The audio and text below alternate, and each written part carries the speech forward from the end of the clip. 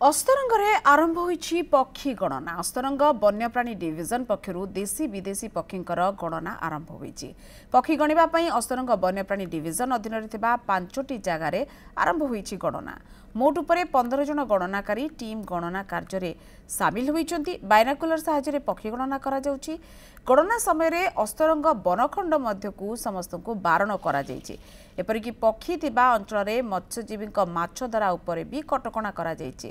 ए गणना कार्य रे 3टी डंगा सहित वन विभाग अधिकारी एवं कर्मचारी, पक्षी विशारद, पक्षी सुरक्षा बाहिनी, परिवेशविद सामिल होइथिले। मोर 5 गोटी यूनिट अछि। प्रति यूनिट रे 3 जन एक डेप्यूटी होइछन्ति, जन फॉरेस्ट गार्ड ता सहित हमर लोकल जो स्क्वाड अछन्ति एक्सपर्टर से मानको नियोजित करा जाय। से यूनिट रे हमको परिवेशविद रो 2 जन शामिल करा जाय। आ वर्तमान सुधा हमको 8-10 प्रकार जातिर पक्षी आम पाई सारी। आम भावुचु गला वर्ष अपेक्षा ए वर्षर पक्षी गुण में माने वृद्धि पाइब।